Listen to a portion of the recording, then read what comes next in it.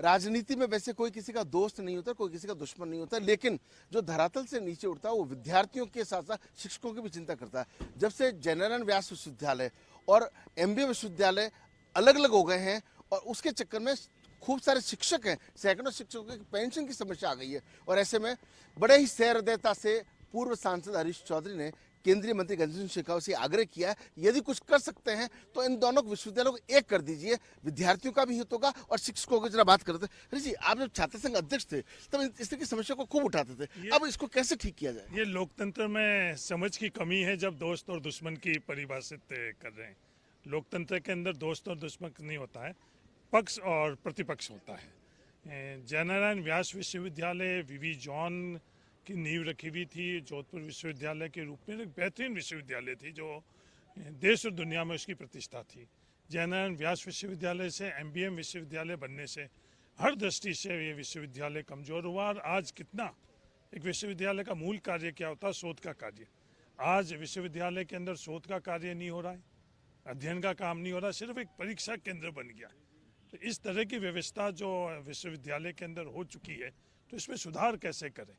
ज़्यादा विश्वविद्यालय खोलने से वो मकसद हम लोग हासिल नहीं कर सकते हैं। जो विश्वविद्यालय है उसमें शोध के कार्य का मकसद से ही विश्वविद्यालय होते हैं, कोई डिग्री प्राप्त करने के लिए परीक्षा केंद्र नहीं है। लेकिन आज दुर्भाग्य ये है कि ये सब सिर्फ एक परीक्षा केंद्र हो गए हैं।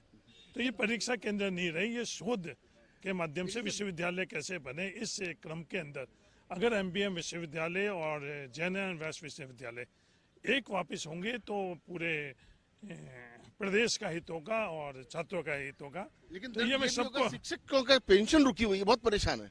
नहीं, सिर्फ शिक्षक वर्ग ही नहीं, जो मूल हम लोगों का जो मकसद है विश्वविद्यालय के अंदर, शिक्षक का पेंशन भी अनिवार्य है।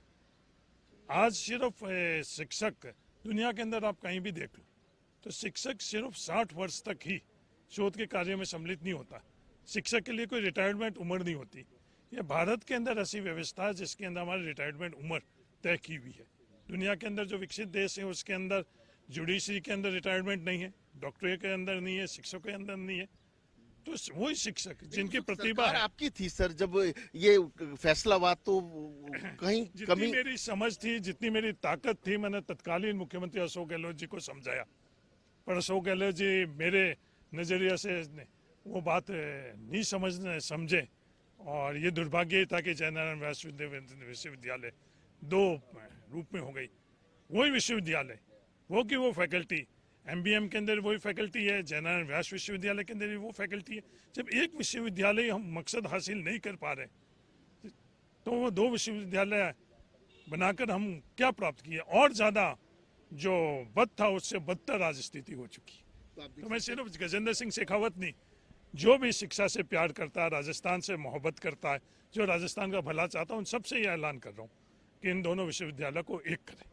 तो आप देख सकते हैं कि चूंकि पूर्व छात्र संघ अध्यक्ष रहे हैं और ऐसे में विधानसभा के अलावा लोकसभा के अंदर जिस तरीके से प्रतिनिधित्व, और सबसे बड़ी बात यह है कि विद्यार्थियों से जुड़ रहे हैं, ऐसे में दर्द वाजिब भी है। लेकिन खुद की सरकार जब थी तब भी इन्होंने इस बात को पुरजोर तरीके से उठाया था, आज सरकार नहीं है तब भी पुरजोर तरीके से उठाया। अब देखना ही होगा कि पहला प्रयास कौन करता है और रिजल्ट ओरिएंटेड परिणाम कब आते हैं। शिक्षकों का भला हो, विद्यार्थियों का भला हो और मूल भावना से जो विश्वविद्यालय स्थापित होता है वो अच्छे से संचालित हो सके। सो के साथ Rajiv Gaur, first India news, Jodhpur.